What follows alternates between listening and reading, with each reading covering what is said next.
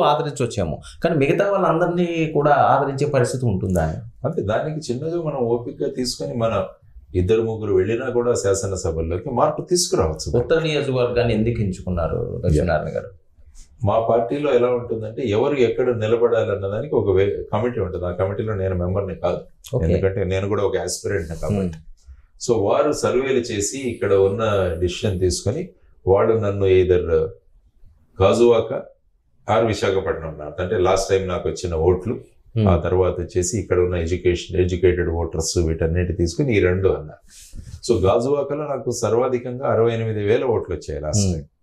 అదే ఉత్తర నియోజకవర్గం చూసుకుంటే 47,000-48,000 దాకా వచ్చింది.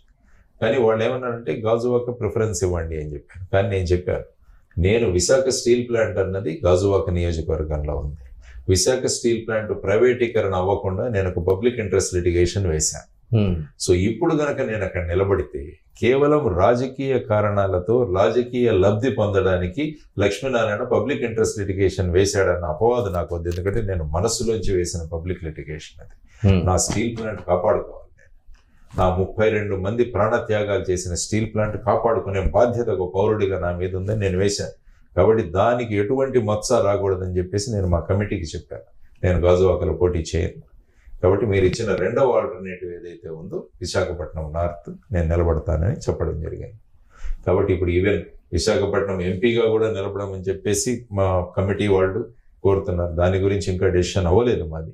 ఫైనల్గా చూద్దాం ఏమవుతుందో అన్నది. సో ఎంపీ ఎమ్మెల్యే కూడా చేసే అవకాశం ఉంది. అంటే పార్టీ నన్ను ఇన్సిస్ట్ చేస్తాం ఎంపీగా నిలబడి, ఎందుకంటే లాస్ట్ టైం మీరు నిలబడినప్పుడు బాగా వచ్చింది. ఇప్పుడు ప్రజలు కూడా కోరుకుంటున్నారు మిమ్మల్ని ఎంపీ అవుతే బాగుంటుంది అని. ఎంపీ అవుతే విశాఖపట్నం ఈ స్థాయి ఏదైతే ఉందో మళ్ళా ఇది రిపీట్ అవ్వదు, మీరు నిలబెట్టగలరు విశాఖపట్నాన్ని అని వాళ్ళు అడుగుతున్నారు. సో చూద్దాం, ఇన్ కేస్ వాళ్ళ ఫైనల్ డెసిషన్ ఏమవుతుందో దాన్ని బట్టి నేను నిర్ణయం తీసుకుంటాను. ఎప్పుడైతే మటుకు పార్టీ ఏ విధంగా నాకు చెప్పిందో దాన్ని బట్టి నేను విశాఖపట్నం నార్త్ అసెంబ్లీ నియోజకవర్గాన్ని ఎన్నుకోవడం జరిగింది. మా పార్టీకి కామన్ సింబల్ కూడా రావడం జరిగింది, టార్చ్ లైట్ మాకు ఇచ్చారు. కాబట్టి దీంతో నా ప్రచారం ప్రస్తుతానికి ఇక్కడ విశాఖపట్నం నార్త్లో చేస్తున్నాం.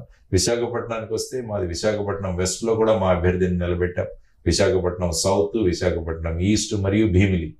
గాజువాకలో ఎందుకు నిలబెట్టలేదంటే విశాఖపట్నం స్టీల్ ప్లాంట్లో పనిచేస్తున్న ఆ స్టీల్ ప్లాంట్ కాజ్ కోసం పనిచేస్తున్న నాయుడు గారు సిపిఎం పార్టీ నుంచి ఆయన అక్కడ నామినేషన్ వేశారు. కాబట్టి మా పార్టీ అక్కడ క్యాండిడేట్ను మేము పెట్టాము అన్నాం. ఎందుకంటే స్టీల్ ప్లాంట్ గురించి మాట్లాడే అవకాశం రావాలి. స్టీల్ ప్లాంట్ కాజ్ కోసం పనిచేస్తున్న వాళ్ళు ఎవరైనా నిలబడితే వారికి ఖచ్చితంగా మేము సపోర్ట్ చేస్తామన్నాం. కాబట్టి ఇప్పుడు అది చేస్తున్నాం. అధికారం ఉన్న వైఎస్ఆర్సీపీ 50% దాటి ఉంది ఓటు శాతం. అలాగే టీడీపీ కూడా ఎప్పుడు కూడా 40-45 ఈ రేంజ్లో ఉంటుంది. పొత్తు పార్టీలు కలిసిన తర్వాత ఇంకా పెరుగుతాయి. అంటే ఆ రెండింటి మధ్య ప్రధాన పోటీ నువ్వా నేనా అన్నట్లుగా ఉన్నది. డబ్బులు కూడా ఆ రకంగానే ఖర్చు పెడతాను. ఇందాక మీరు చెప్పినట్లుగా ఆల్రెడీ కోట్లు ఏ నియోజకవర్గాలకు వెళ్ళిపోయిందట. ఇలాంటి పరిస్థితుల్లో మెయిన్ అసెంబ్లీకో లేకపోతే పార్లమెంట్ దాన్నే మీరు ట్యూన్ చేసుకుండి వెళ్ళడం వల్ల ఒకవేళ ఫెయిల్యూర్ అయితే మిగతా క్యాడర్ అంతా కూడా నిలబడతారా మీ వెనకాతల? డెఫినెట్గా నిలబడతారు. మా కమిట్మెంటే. ఎప్పుడైతే క్యాండిడేట్లకు సీట్ ఇస్తున్నామో వాళ్ళకి ముందే చెప్పాం, ఇది లాంగ్ టర్మ్ బట్ వెంటనే ఇమీడియట్ గా ఓవర్ నైట్ మనం రిజల్ట్స్ వస్తాయని అనుకోకండి. కానీ మన ఎఫర్ట్స్ పెడదాం. చెప్పలేం, దైవాజ్ఞ వల్ల దైవ కృప వల్ల ఇన్ కేస్ ప్రజలు స్పందిస్తే ఎస్ డెఫినెట్ గా మనం విజయం సాధిస్తాం. కానీ మన ఎఫర్ట్స్ లో ప్రయత్నాల్లో ఎక్కడా కూడా ఏ విధమైన వీళ్ళు ఈ ప్రయత్నం చేయలేదు అన్న భావాలు మనలో ఉంచుకోకండి. మొదలు పెడదాం. 6 గంటల నుంచి 10 గంటల వరకు తిరుగుదాం. ప్రతిరోజు మార్నింగ్ 6 నుంచి మా ప్లానింగ్ మొదలవుతుంది. బై 7:38 నేను రోడ్డు మీద ఉంటాను. మా క్యాండిడేట్లు కూడా చూడండి, అందరూ వెళ్ళి 1-to-1 కలుస్తున్నాం. మా పార్టీ ప్యాంప్లెట్లు తీసుకువెళ్తున్నాము, మాట్లాడుతున్నాము, ప్రజల అభిప్రాయాలు తెలుసుకుంటున్నాము. మా ప్రతి ఎమ్మెల్యే అభ్యర్థి కూడా ఒక వాళ్ళ కాన్స్టిట్యుయెన్సీ మేనిఫెస్టో తయారు చేస్తున్నారు వాళ్ళు. అది కూడా వాళ్ళందరూ కూడా వాళ్ళ ప్రాంతాల్లో 100 రూపాయల బాండ్ పేపర్ మీద రాసిస్తారు. సో ఇదంతా ఒక సిస్టమేటిక్ గా వెళుతున్నాం మేము.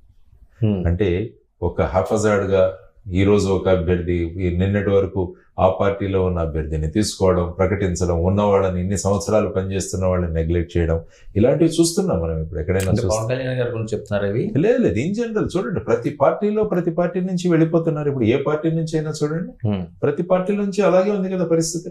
ప్రతి పార్టీలో కూడా వాళ్ళు ఉన్న పార్టీ వాళ్ళు కొట్లాడుతున్నారు, నిరసన ప్రదర్శనలు చేస్తున్నారు అన్ని చోట్ల. సో ఈ విధమైన రాజకీయాల నుంచి ఒక స్వచ్ఛ రాజకీయాలంటే ఎలా ఉంటుందని చూపించే ఒక ఇది కూడా చెప్పాలి. మేబీ ప్రజలు దాన్ని లైక్ చేయవచ్చు. కాబట్టి మనం ఆఫర్ చేయాలి. మీరు ఎప్పుడైనా డిమార్ట్ ఎక్కడైనా వెళ్ళినప్పుడు 4-5 ఒకే ప్రోడక్ట్స్ ఉంటాయి. మీరు ఆ ప్రోడక్ట్ దీన్ని బట్టి ఎన్నుకుంటారు. సో ఆ విధంగా మనం ఉండాలి. ప్రజలు చూస్ చేసుకున్నప్పుడు మనం ఒక మంచి ప్రోడక్ట్ని మనం అక్కడ ఉంచగలిగితే, ప్రజల మనసు కనుక దాని మీద మళ్ళగలిగితే డెఫినెట్గా మనం ముందుకు వెళ్ళవచ్చు అన్నది మా క్యాండిడేట్లందరికీ చెబుతున్నాను. వాళ్ళు కూడా ఆలోచిస్తారు. ముందు వాళ్ళను పార్టీలోకి తీసుకున్నప్పుడే, తర్వాత సీట్ ఇస్తున్నప్పుడే ఇవన్నీ కూడా డిస్కస్ చేస్తున్నది మా కమిటీ. సో ఆ విధంగా చేసుకుంటూ వెళుతున్నాం. It's an experiment. జనసేన మీరు వదిలిన, జనసేనలో ఉన్న కొంతమంది బయటకు వచ్చిన వాళ్ళు ఉండండి, అందులో ఉన్న వాళ్ళని మిమ్మల్ని స్మరించుకుంటూనే ఉంటారు. ఏంటి అంత అనుబంధం మీకు ఆ జనసేనతో? లేదు, జనసేన నేను ఎప్పుడు మీరు వదిలేశారు, వదలలేదా? లేదు, జనసేన పార్టీ నుంచి నేను బయటకు వచ్చాను. కానీ ఒక వ్యక్తిగా నేను వాళ్ళందరితో కూడా నాకు నా అనుబంధాలు, సంబంధాలు ఎక్కడికి వెళ్ళినా కూడా ఇండివిజువల్ లెవెల్లో 1-to-1 కనెక్ట్ అవి ఉంటాం. ఈ ఓన్లీ పార్టీలు రాజకీయాలు వేరైనా పరస్పరంగా మనం ఏదైనా ఉంటే ఆ సంబంధాలు నాకు ఇప్పుడే ఉంటాయి. చాలా మంది నన్ను కలుస్తుంటారు, మాట్లాడుతుంటాము. సో ఒక గొప్ప అనుబంధం. ఎందుకంటే మొదటిసారి రాజకీయాల్లో అక్కడికి వచ్చి నేను అడుగు పెట్టినప్పుడు, ముఖ్యంగా విశాఖపట్నం ప్రాంతాల్లో నాకు జన సైనికులు కానీ, వీర మహిళలు కానీ వీరందరూ కూడా చాలా సహకరించారు. ఎందుకంటే నేను కూడా కొత్తవాడిని. 17 రోజుల క్యాంపెయినింగ్, అప్పుడు కూడా ఉదయం 6 నుంచి 10 గంటల వరకు చేసేవాళ్ళం. అటువంటి సమయాల్లో ఉన్న అనుబంధాలు, బంధాలు ఏంటంటే అవి ఇర్రెస్పెక్టివ్ మనం ఎక్కడున్నా కూడా, బికాస్ 1-to-1 ఎప్పుడైతే మనం కనెక్ట్ అవుతామో అవి ఇర్రెస్పెక్టివ్ ఆఫ్ మన పార్టీస్, మన ఆ సంబంధాలు కంటిన్యూ అవుతాయి. సో ఆ విధంగా ఆ అప్రిసియేషన్, ఆ విధంగా మా కమ్యూనికేషన్, కాంటాక్ట్స్ ఇప్పుడు కూడా జరుగుతూనే ఉంటాయి. ఈసారి పొత్తు పార్టీ వైపు ఎడ్జ్ ఉంది అని చెప్పి చాలా మంది మాట్లాడే పరిస్థితి, వైఎస్ఆర్సీపీని గట్టిగా ఎదుర్కోబోతుందని. ఈ టైంలో అనవసరంగా నేను జనసేనని వదిలి వచ్చాను, అందులో ఉంటే ఈసారి విజయం సాధిద్దాం, మనం అనుకున్న ఏవైతే ఆ డ్రీమ్స్ ఉన్నాయో అవన్నీ కూడా నిజం చేసుకుందాం అని ఎప్పుడైనా అనిపించిందా? అంటే ఎప్పుడు ఆ విధంగా అనుకోలేదు. ఏది నిర్ణయం నేను తీసుకున్నా కూడా ఆ నిర్ణయాన్ని కట్టుబడి ఉంటాను. ఆ తర్వాత కూడా మనం ఏం సాధించాలనుకుంటున్నామో దాని మీద క్లారిటీ ఉంటుంది నాకు. ఎప్పుడు కూడా క్లారిటీ లేకుండా నేను ఎప్పుడు ఉండను. ఓకే, పొత్తు పార్టీలు ఉన్నాయి, ఇవి వైఎస్ఆర్సీపీతో వాళ్ళు ఫైట్ చేస్తున్నారు, ఎలక్షన్ రిజల్ట్స్ వస్తున్నాయి. మనం కూడా ఒక పంథాలో రావాలని అనుకున్నాం కాబట్టి ఆ పంథాలో మనం తీసుకెళ్తూ ఉన్నాం. కాబట్టి ఆ విధంగా ఇప్పుడు రిపెంటెన్స్ అన్నది పెద్దగా అనిపించదు.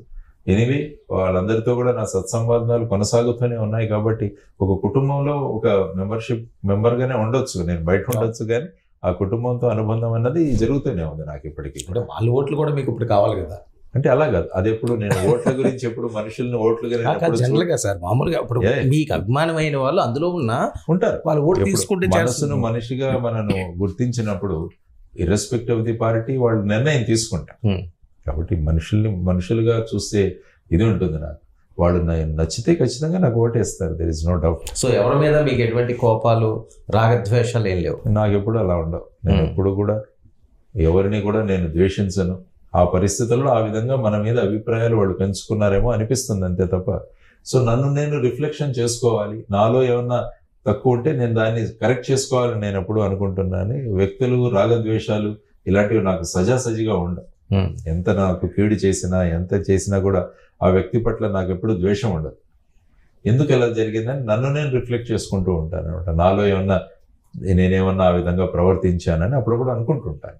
So that is going to improve my own thought process. నా క్యారెక్టర్ కానీ, నా ఆలోచనలు కానీ మార్చడానికి ప్రయత్నిస్తుంది. నేను ఇంకొకటి ఎవరైనా చేస్తే వెంటనే దాని మీద పగలు ఈ విధంగా ఆలోచనలు పెట్టుకుంటే మనిషి జీవించలేము.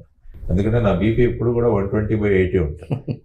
మొన్నే చెక్ చేయించి, ఓకే, మా డాక్టర్ ఆశ్చర్యపోతున్నారు, ఎంత తిరుగుతున్నారు, మీ ఎలా ఉంటుంది అంటే నేను చెప్పాను, నేను సాధారణంగా నా ఐడియాస్ ఎప్పుడు కూడా ప్రతి ఒక్కరి మీద పాజిటివ్గానే ఉంటుంది.